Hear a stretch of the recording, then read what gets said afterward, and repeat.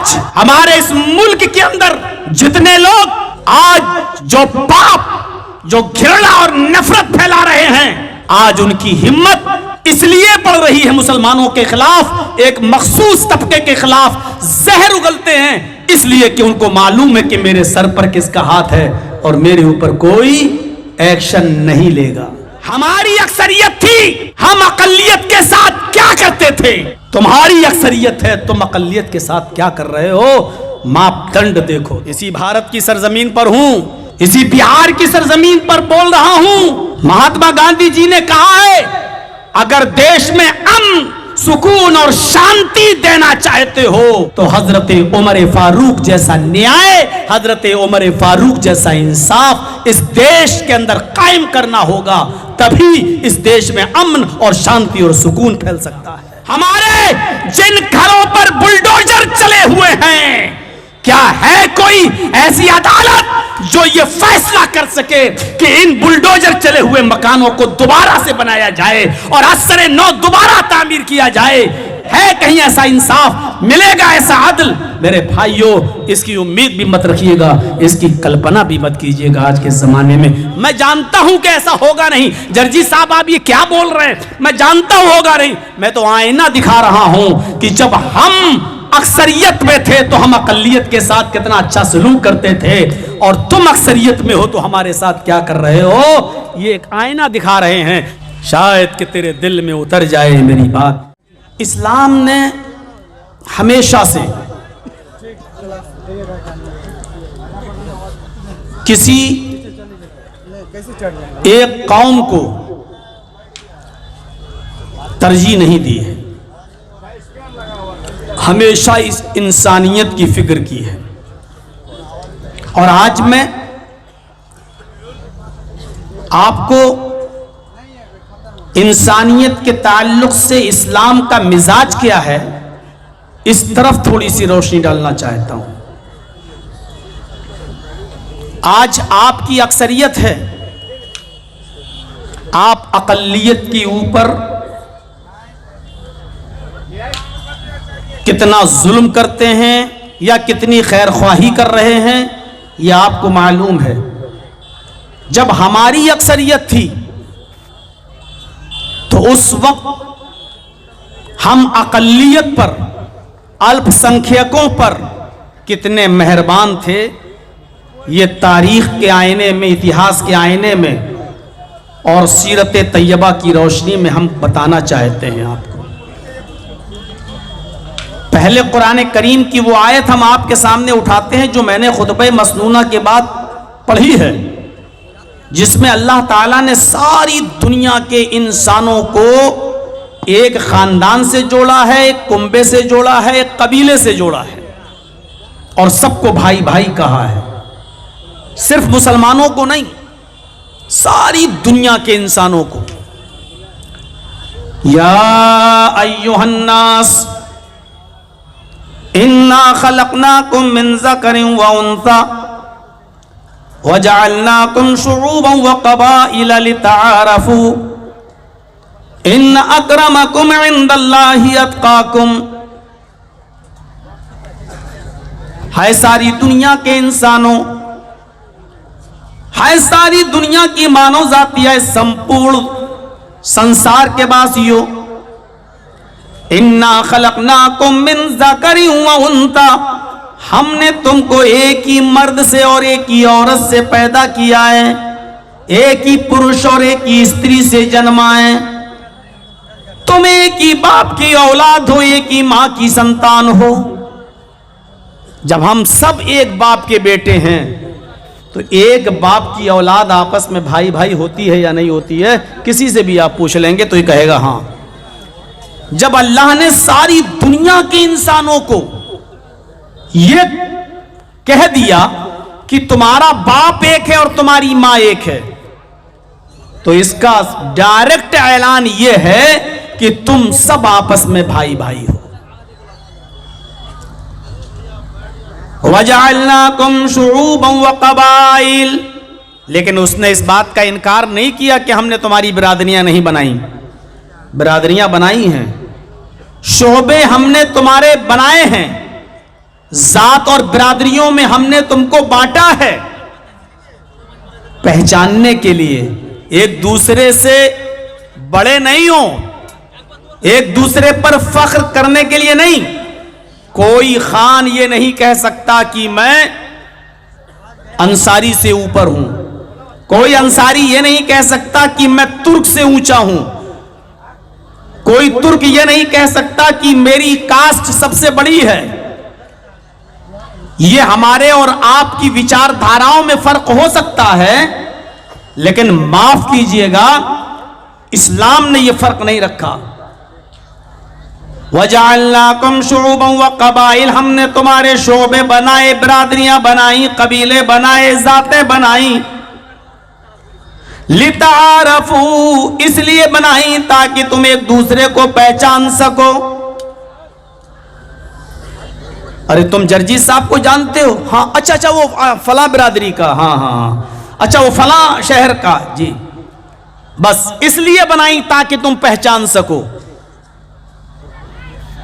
तुम में कोई बड़ा नहीं, तुम में कोई छोटा नहीं, सब बराबर है। हाँ, अल्लाह की नजर में बड़ा है, अल्लाह की नजर में छोटा भी है, लेकिन अल्लाह की नजर में बड़ा कौन है? इन्ना अकरमकुम इंदल्लाहि अत्काकुम, अल्लाह की नजर में साहिब इज्जत वो है, मुअज्जज वो है, मुशर्रफ वो है, अच्छा वो है, सबसे ऊंचा वो है जो अल्लाह से सबसे ज्यादा डरने वाला है। जो अल्लाह से सबसे ज्यादा डरता है वो सबसे मुअज्जज है, वो सबसे ज्यादा मुकर्रम है। हम और आप नहीं। जर्जी साहब कितनी भी नमाजें पढ़ लें, कितने भी रोजे रख लें, कितनी भी तहज्जुद पढ़ लें, लेकिन वो आपसे ये नहीं कह सकते कि मैं तुमसे ऊंचा हूं। वो किसी शराबी और जुआरी से भी ये नहीं कह सकते कि मैं तुमसे ऊंचा हूं, मैं तहज्जुद पढ़ता हूं। नहीं कह सकता हूं। ये अल्लाह बेहतर जानता है, क्योंकि बहुत से लोगों के सामने तो अल्लाह वाले होते हैं, एक टाइम की नमाज नहीं छूटती, लेकिन अंधेरे में उनके गुनाहों के बारे में सिर्फ अल्लाह जानता है। रात ही रात सुरंग बना रहे थे और दिन में रोजा रखते थे और नमाजें पढ़ते थे। बड़े मुत्तकी और परहेजगार थे, लोग उनको अल्लाह वाला समझते थे, लेकिन रात ही रात में सुरंग बनाकर वो अल्लाह के रसूल की कब्र तक पहुंचने वाले थे और नबी अकरम की कब्र को खोदकर नबी की लाश निकालने का प्लान और मंसूबा बना रहे थे वो लोग। तब अल्लाह तबारक व तआला ने ख्वाब में वहां के बादशाह पर उजागर कर दिया और रात ही रात में छापा मारा गया और उनको रंगे हाथ सुरंग खोलते हुए उस बादशाह ने गिरफ्तार किया और सुबह होकर उन पांचों के 5 लोगों को कत्ल कर दिया गया। ये दिन में रोजा रखते थे, इबादतें करते थे और रात में नबी अकरम की लाश को निकालने की का षड्यंत्र रचते थे। तो कौन क्या कर रहा है इसका इल्म अल्लाह को है। तो कोई आदमी अपने मुंह से कह ही नहीं सकता कि मैं तुमसे बड़ा हूं। तो इंसानियत का ये दर्स हमें क्या सिखाता है कि सारी दुनिया के लोगों को अल्लाह रब्बुल आलमीन ने एक बाप की और एक मां की संतान करार दिया है। और कुरान की वो आयत जिसने एक इंसान के कत्ल को सारी दुनिया की इंसानियत का कत्ल करार दिया है। अभी आपने सुना होगा चंद दिनों पहले जो दिल्ली के अंदर लाल किले पर हुआ बम ब्लास्ट, आत्मघाती हमला। मेरे भाइयों, ये क्या है? क्या ऐसे हमलों को दुनिया का कोई धर्म, कोई भी धर्म, क्या ऐसे हमलों को जायज कह सकता है? कुरान करीम की आयत गौर से सुनिए। और ये हमला करने वाले मेरे भाइयों कोई आम इंसान नहीं थे, गरीब लोग नहीं थे। रिसर्च में सामने आ रहा है, डॉक्टर की एक टीम उसके साथ जुड़ी हुई है। MBBS, MS, MD doctor. गौर कीजिए, क्या इन लोगों के सामने कुरान की आयत नहीं आई? मन कतला नफ्सन बिगैरि नफ्सिन औ फसादिन फकअन्नमा कतला अन्नास जमीआ। जिसने किसी एक इंसान को, एक नफ्स वाहिद को कत्ल किया, एक इंसान को, हिंदू मुस्लिम की कैद नहीं, एक मनुष्य को, एक इंसान को कत्ल किया बिना किसी गलती के, बिना फसाद के, अगर उसको बेकसूर मार डाला, कुरान कहता है उसने एक इंसान को नहीं मारा, फकअन्नमा कतला अन्नास जमीआ, उसने पूरी दुनिया की इंसानियत को कत्ल कर डाला, उसने पूरी दुनिया की मानवता का मर्डर कर डाला। पूरी दुनिया की इंसानियत का कत्ल, एक इंसान का कत्ल, पूरी दुनिया की इंसानियत का कत्ल। अब आप बताइए, इस आयत के होते हुए कौन किसी का कत्ल कर सकता है? यह है इस्लाम। आप हजरत उमर फारूक रजी अल्लाह तआला अन्हु का जब जमाना था, जब वो खलीफा थे और पूरी रियाया उनके अंडर में थी, यहां तक कि यहूदी और ईसाई भी उनके अंडर में थे, तो जानते हो अल्पसंख्यकों के साथ उन्होंने क्या बर्ताव किया? अकलियत के साथ उनका क्या बर्ताव था? आज हम अपने समाज में नजर डालें कि अल्पसंख्यकों के साथ क्या यह सुलूक हो रहा है? हीरा एक शहर है, हीरा मुल्क शाम का एक शहर है जिसका नाम हीरा, आज भी वो शहर मौजूद है सीरिया में, उस शहर का नाम है हीरा। उस हीरा शहर के अंदर एक मुसलमान ने एक यहूदी को कत्ल कर दिया, एक यहूदी को कत्ल कर दिया। अल्लामा ज़ेलई रहमतुल्लाह अलैह इस वाक़े को नस्बुर राया में नकल करते हैं अपनी मशहूर किताब में।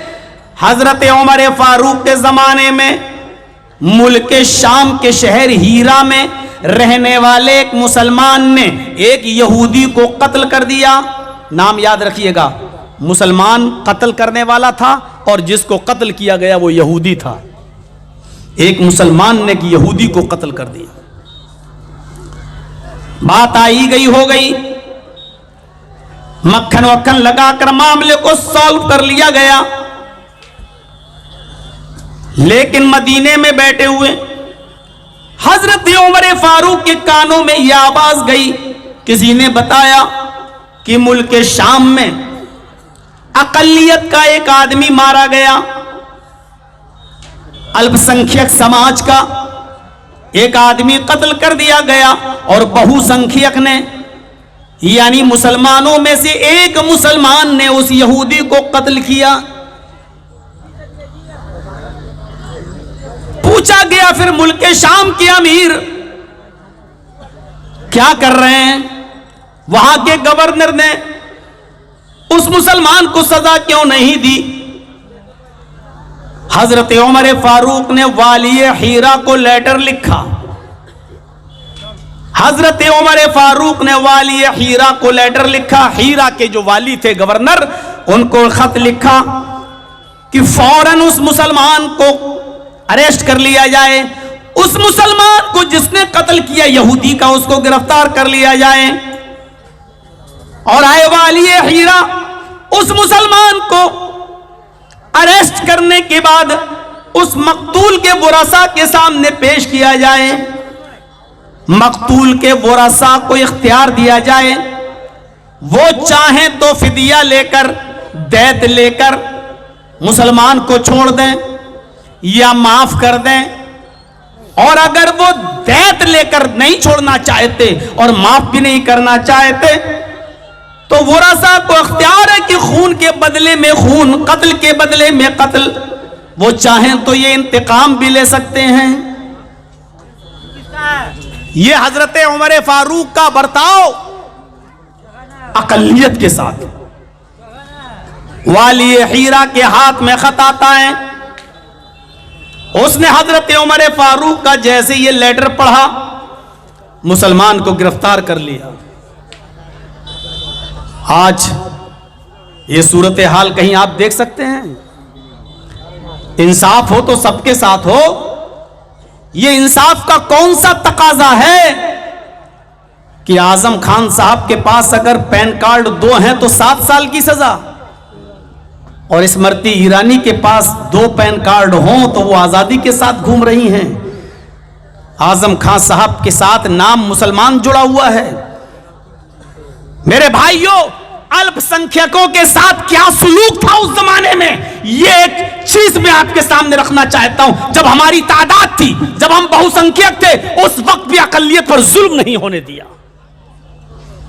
हजरत उमर फारूक का लेटर मिलकर वाली हीरा ने उस मुसलमान को अरेस्ट कर लिया, उस मुसलमान को गिरफ्तार कर लिया। और गिरफ्तारी नहीं किया, उस मुसलमान को अरेस्ट करने के बाद मकतूल के वरसा यहूदी के घर वालों के सामने उसको पेश किया और कहा कि ये तुम्हारा मुजरिम है, ये मुसलमान, बताओ पैसा लेना चाहते हो, जितना माल चाहते हो उतना माल देने के लिए तैयार हूं, इसको छोड़ दो। घर वालों ने मना कर दिया कि इंसाफ अगर दिलाना ही है तो इंसाफ का तकाजा यह है कि हम माल लेकर इसको माफ नहीं करेंगे। कहा फिर ऐसे ही माफ कर दो। अब रखेंगे कहां? कहा कि वैसे ही माफ कर दो। घर वालों ने कहा कि नहीं, माफ भी नहीं करेंगे, माफ भी नहीं करेंगे और दैत भी नहीं लेंगे। फिर वाली हीरा से कहा कि अगर आप हीरा के गवर्नर हैं और इंसाफ दिलाना चाहते हैं तो खून का बदला खून, कत्ल का बदला कत्ल। इसने हमारे भाई का कत्ल किया, आप इस मुसलमान का कत्ल करिए। क्या चाय लाए हैं कि शरबत? मेरे भाइयों सुनिए, वाली हीरा ने कहा फिर आपको इंसाफ मिलेगा। कहा कि तुम लोग इसको माफ नहीं करना चाहते हो? का नहीं। कहा इसको भी कत्ल किया जाएगा। यह उस जमाने की बात है जब हमारी अक्सरियत थी, यह उस जमाने की बात है जब अमीरुल मोमिनीन हजरत उमर फारूक थे, यह उस जमाने की बात है जब यहूदी और ईसाई कुछ नहीं कर सकते थे, पूरा पावर हजरत उमर फारूक के हाथ में था। ऐसे माहौल में उस मुसलमान को अरेस्ट किया गया और जुमे के दिन उस मुसलमान को कत्ल का फरमान नाफिज किया गया। घर वाले भी मौजूद हैं। यहां ऐसा सिस्टम नहीं है कि फांसी घर में एक डॉक्टर रहेगा, एक जेलर रहेगा, 2 और आदमी रहेंगे और एक ये रहेगा और उसके बाद में बस फांसी। नहीं, वहां तो मंजर आम पर सबके सामने, मेरे भाइयों, बिल्कुल आम चौराहे पर कत्ल किया जाना था। यहूदी के सारे घर वाले आज इस मंजर को देख रहे हैं। और शाम की उस बस्ती हीरा के अंदर उस मुसलमान को यहूदी के कत्ल के जुर्म में कत्ल कर दिया गया। यहूदी के कत्ल के जुर्म में कत्ल कर दिया गया। इसको कहा जाता है इंसानियत का एहतराम। हजरत उमर ने यह नहीं देखा कि मरने वाला यहूदी है, हमारा क्या जा रहा है। यहां तो इंसाफ के नाम पर छीछा लेखन होती है। वही बिल्कीस है जिसने सब कुछ खोया, जिसके साथ बलात्कार किया गया, जिनके दोषियों को उम्र कैद की सजा हुई। लेकिन अफसोस ये कि गुजरात की सरकार की एप्लीकेशन पर केस वापस लेकर उनको छोड़ा गया, लेकिन फिर सुप्रीम कोर्ट ने दखल दिया तो फिर वो अंदर चले गए। यहां इंसाफ के साथ तो छीछन लेथन होती है। मेरे भाइयों, यहां तकाजा देखिए, हजरत उमर फारूक रजी अल्लाह तआला अन्हु ने कहा कि आए वाली हीरा, तुम्हारी गवर्नरी छीन लेंगे अगर उस यहूदी को इंसाफ नहीं मिला तो। यह था अकलियत के साथ सलूक। और यह वाकया तो आपने 50 बार सुना होगा अपने खतीबों से। मिस्र के अंदर आमर इब्ने आस गवर्नर थे। मिस्र के अंदर आमर इब्ने आस गवर्नर थे और आमर इब्ने आस का एक बेटा एक यहूदी बच्चे से कहता, आओ घोड़ा दौड़ाने में तुम बहुत होशियार हो, चलो घोड़ा दौड़ा के देखो। कौन आगे निकलता है, देखें तुम अच्छा चलाते हो या मैं अच्छा दौड़ाता हूं। दोनों ने घोड़ा दौड़ाया। यहूदी बच्चा घोड़ा दौड़ाने में एक्सपर्ट था, उसने घोड़े को एड़ लगाई और घोड़ा छलांग लगाता हुआ हजरते अमर इब्ने आस के बेटे से आगे निकल गया। अमर इब्ने आस के बेटे से आगे निकल गया। अमर इब्ने आस के बेटे को गुस्सा आया, कमीना मुझसे आगे कैसे निकला। वो अपने घोड़े से उतरता है अमर इब्ने आस का बेटा, और उसने वो एक कोड़ा लिया और उसने यहूदी लड़के के कोड़ा मार दिया। वहां कुछ लोग इकट्ठा हो गए और उन लोगों ने समझाया कोई बात नहीं, उस यहूदी बच्चे को, ये हमारे इब्ने आस का बेटा है, ये यहाँ के गवर्नर का बेटा है, अरे चलो कोई बात नहीं, मामला रफा दफा करो। जैसे आज हमारे और आपके समाज में होता है ना कि अगर कोई कार और कोई ई रिक्शा या कोई बैटरी वाला या कोई गरीब आदमी का रिक्शा टकरा जाए और गलती कार वाले की हो, तो बड़ा आदमी देखकर गांव के लोग, अरे भाई जाओ कोई बात नहीं, अरे चलो धोखे से हो गया, ये हो गया, हो गया, जबकि गलती अमीर की है, गरीब की नहीं। लेकिन इसके बावजूद भी गरीब के साथ कोई इंसाफ की बात करने वाला नहीं होता। ऐसे ही अमर इब्ने आस के जमाने में मिस्र में समझा बुझाकर बात टाल दी गई।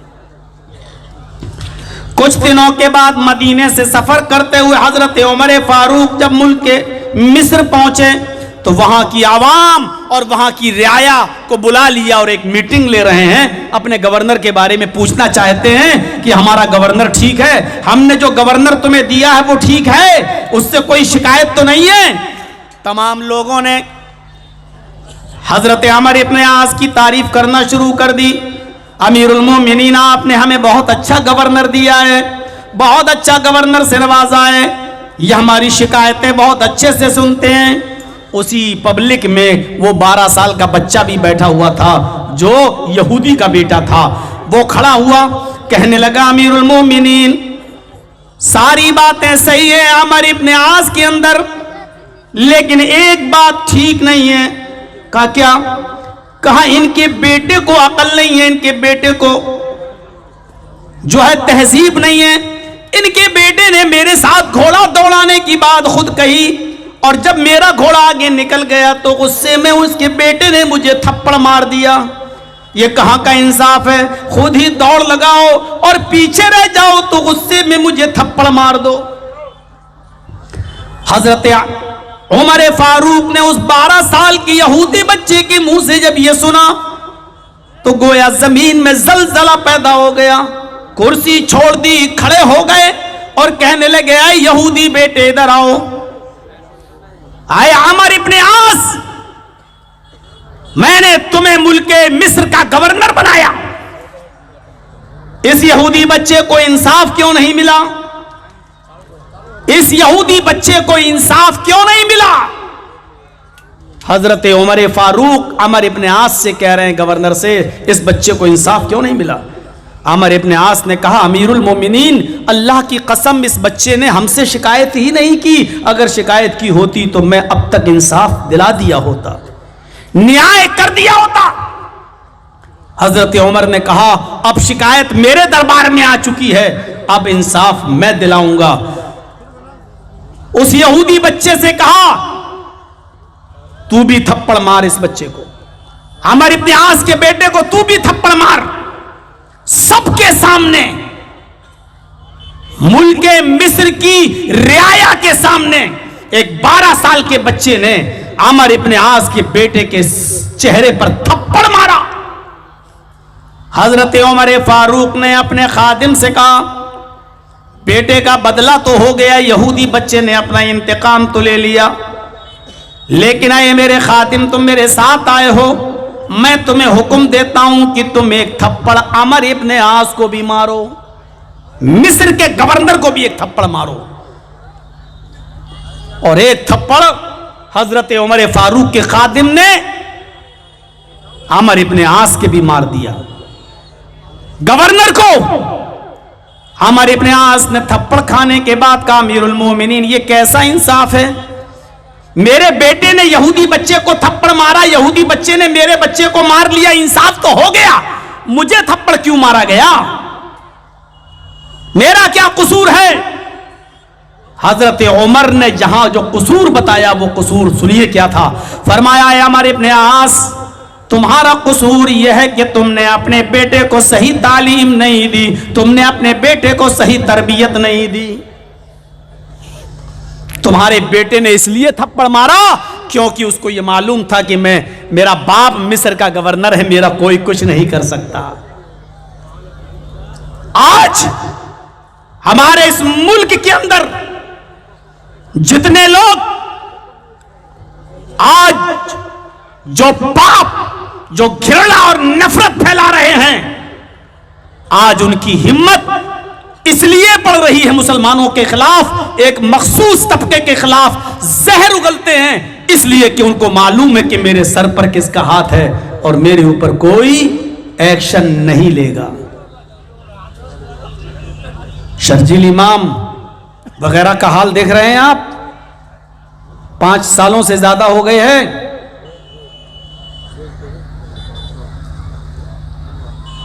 जिन धाराओं में बंद हैं उन धाराओं में इतनी सजा भी नहीं है जितने दिनों से वो बंद हैं, लेकिन बाकायदा पब्लिक को उकसाने वाला, देश के गद्दारों को गोली मारो, बाकायदा ये अनाउंस करने वाले और नारे लगाने वालों के खिलाफ एक FIR भी नहीं। क्यों? क्योंकि वो जानते हैं कि हमारे ऊपर किसका हाथ है। हमारी अक्सरियत थी, हम अकलियत के साथ क्या करते थे? तुम्हारी अक्सरियत है, तुम अकलियत के साथ क्या कर रहे हो? मापदंड देखो दोनों का। अमर इब्ने आस, तेरे बेटे को हिम्मत इसलिए हुई थप्पड़ मारने की क्योंकि वो जानता था कि मैं गवर्नर का बेटा हूं, मेरा कोई कुछ नहीं कर पाएगा। ये थप्पड़ तुझे याद दिलाता रहेगा और अपने बेटों को और अपनी औलाद को तुम अच्छी तरबियत दोगे। ये अकलियत के साथ सुलूक था। ये तो जान की बात रही, उनके माल की भी हिफाजत होती थी, उनके माल की भी हिफाजत होती थी। एक बस्ती से हजरत उमर फारूक के सिपाही गुजर रहे हैं, रास्ते में खेत पड़ता है, उनको चक्कर लगाकर बहुत लंबा रास्ता तय करना पड़ रहा था। हजरत उमर फारूक के फौजियों को अगर वो दूर से रास्ते से जा रहे थे तो बहुत लंबा सफर हो रहा था, कई किलोमीटर, कई मील का रास्ता, और गाड़ियां तो थी नहीं उस जमाने में, यही घोड़े और ऊंटों का सफर होता था। उतना लंबा सफर करने से बेहतर है कि इस खेत से निकल जाएं। खेत में फसल लगी हुई थी और खेत जिम्मियों के थे, यहूदियों के थे, यहूदियों के। हजरत उमर फारूक की फौज उन यहूदियों के खेतों से गुजरती हुई अपने घोड़ों को दौड़ाती हुई निकल गई और उनकी फसलों को तबाह बर्बाद करती चली गई। जो फसल थी उन फसलों को खराब करती हुई आगे बढ़ गई।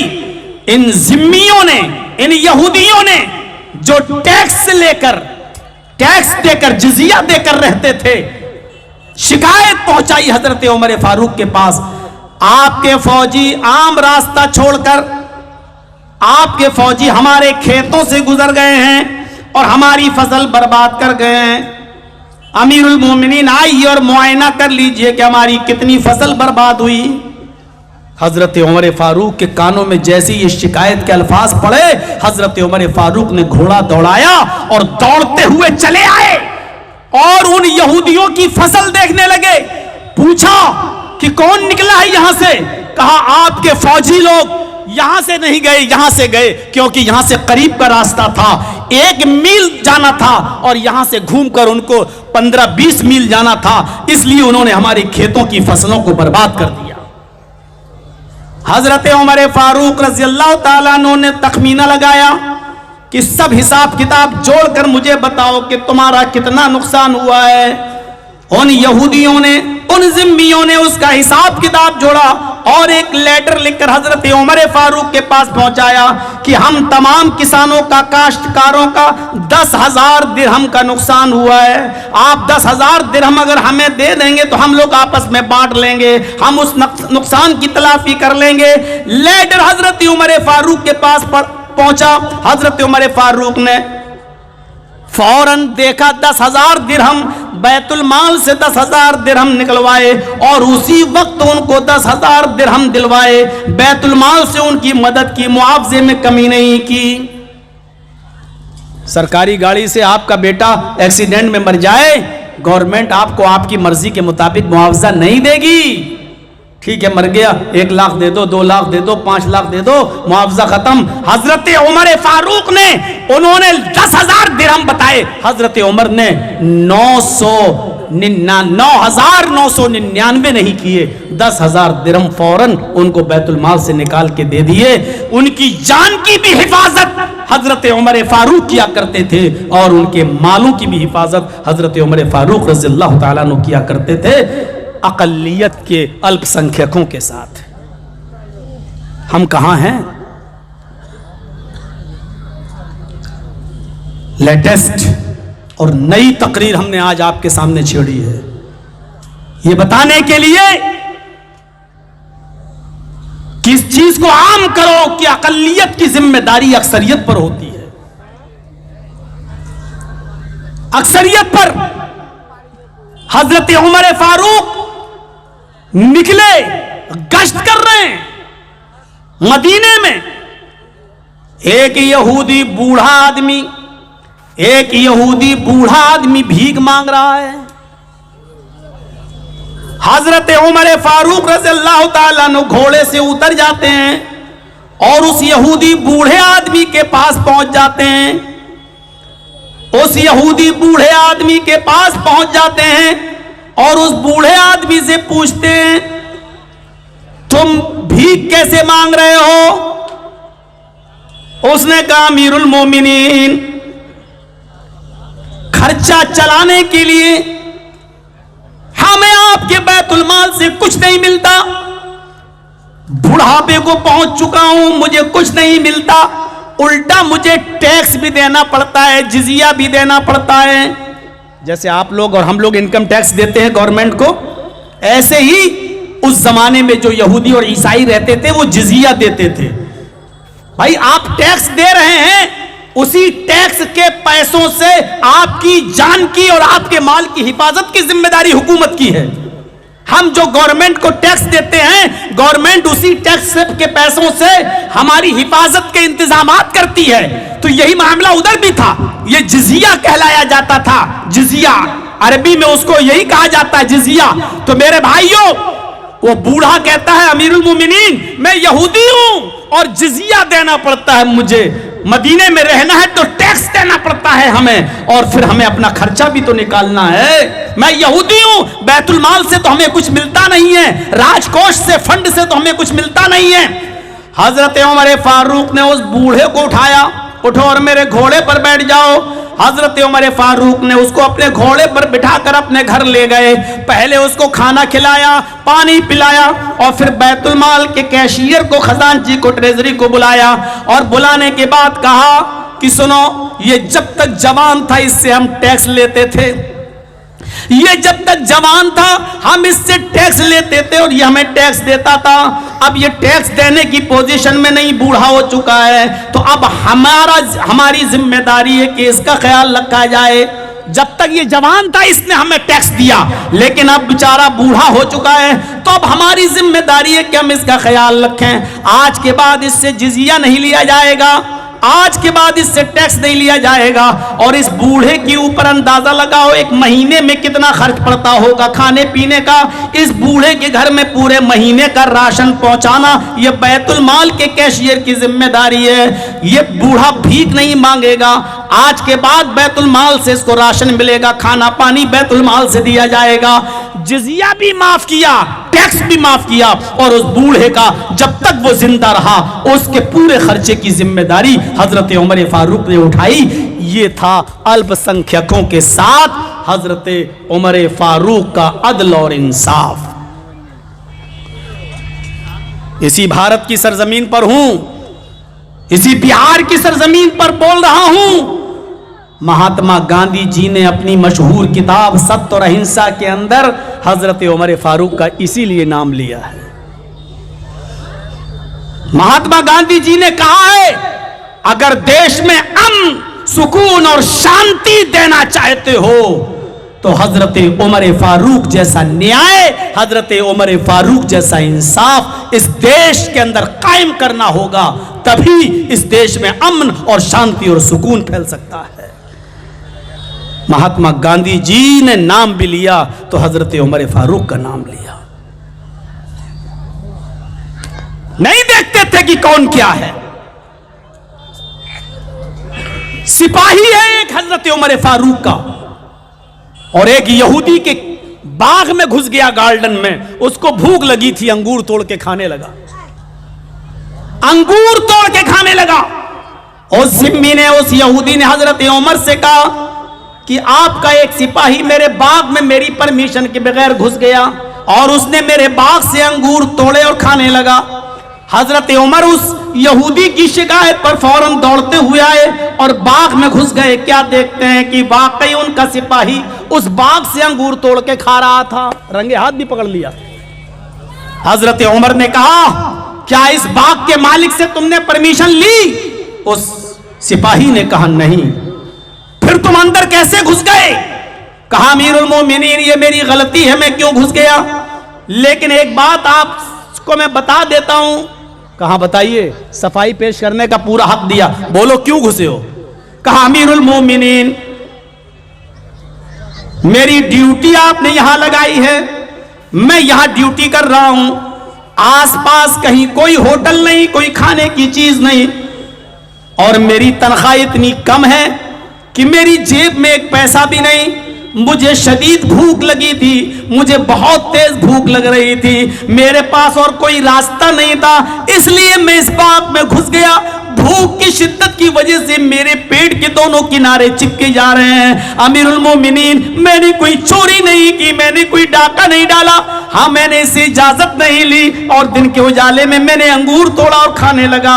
अमीरुल मोमिनीन, भूख की शिद्दत की वजह से मैंने ऐसा किया था।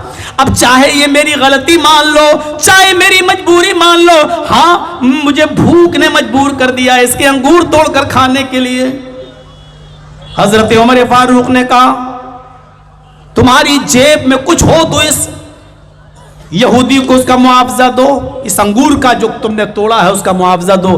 कहने लगा, अमीरुल मोमिनीन, मेरी जेब में कुछ नहीं है, आपकी अदालत से, आपके दरबार से मुझे इतनी सैलरी नहीं मिलती है, पूरे महीने तो घर का खर्च चलता नहीं, मैं इसको कहां से दूं? हजरत उमर फारूक ने कहा, ठीक है, फिर इस यहूदी को जिसका ये बाग है उसको इन अंगूरों का मुआवजा बैतुल माल से दिया जाएगा।